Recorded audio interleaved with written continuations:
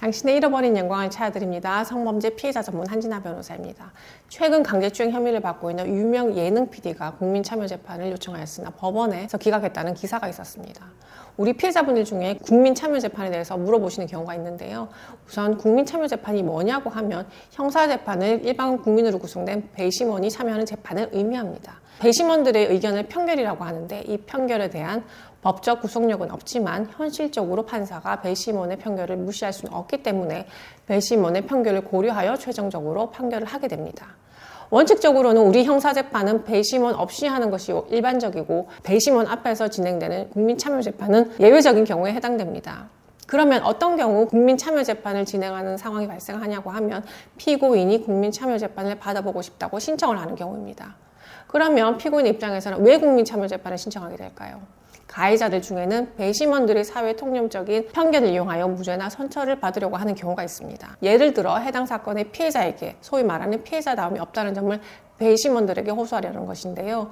피해자가 신고가 늦었다거나 왜 사건 후 바로 도망치지 않았는지, 피해 이후에도 가해자와 연락 또는 만남을 유지했다는 등의 경우를 들 수 있습니다. 가해자는 자신의 억울한 상황을 연출하면서 이에 설득된 배심원이 무죄 취지의 판결을 내리도록 유도합니다. 그러나 가해자가 국민참여재판을 이용하여 무죄나 선처를 받으려고 의도하였으나 누가 봐도 파렴치하거나 증거가 분명한데도 거짓말을 하는 경우라면 오히려 배심원들이 법관보다 강도 높은 도덕적 지탄을 하여 중형이 선고되는 경우도 있습니다. 그리고 배심원들은 피해자를 대면하여 피해자의 증언에서 눈물, 떨림, 목소리의 진정성을 들으면서 진실한 진술이 가진 힘에 의해 압도적인 유죄 판결을 이끌어낼 때도 있습니다.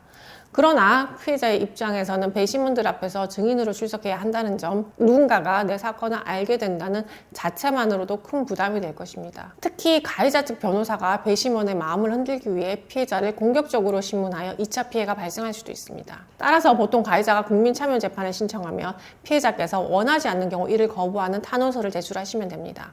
왜냐하면 성범죄 피해자가 원하지 않으면 법원은 보통 국민참여재판을 배제하여 기각결정을 하기 때문입니다. 국민의 형사재판 참여에 관한 법률 제9조에서는 법원에서 국민참여재판을 하지 않기로 하는 결정을 할 수 있는 경우를 열거하고 있는데요.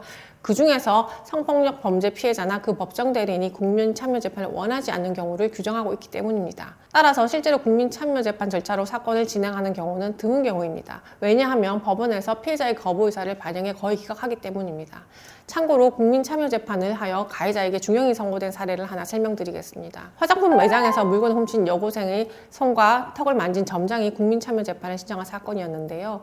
가해자는 미성년인 피해자에 대해 굳이 증인으로 신청하지 않는 전제로 국민참여재판을 신청했기 때문에 재판부에서는 국민참여재판을 받아들여 진행을 했습니다. 사안 자체만 본다고 하면 비록 미성년자에 대한 추행이긴 하나 추행 부위를 고려해 봤을 때는 심각한 수준의 사건은 아니라고 볼 수 있지만 배심원들은 가해자가 미성년 피해자가 절도한 것을 빌미로 성노예 역할을 하라는 노예계약서를 작성하도록 강요하는 등의 내용의 공분을 사서 배심원들이 실형 1년의 의견을 제시하였고 재판부에서 배심원들의 의견을 그대로 받아들여 실형 1년을 최종 선고하였습니다.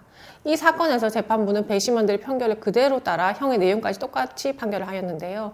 배심원의 판결이 말씀드린 대로 공고사항일 뿐이지만 법적 구속력이 없다 하더라도 판사가 이를 주시기는 쉽지 않습니다.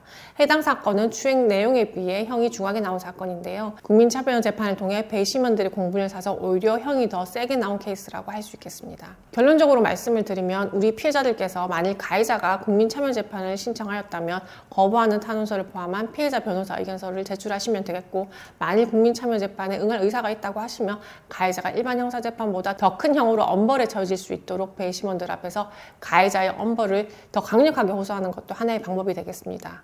오늘은 국민참여재판 제도의 장단점에 대해서 살펴보았는데요. 저는 우리 피해자분들 홀로 외로운 길 가지 않도록 함께 하겠습니다. 다음 영상에서 또 뵙겠습니다.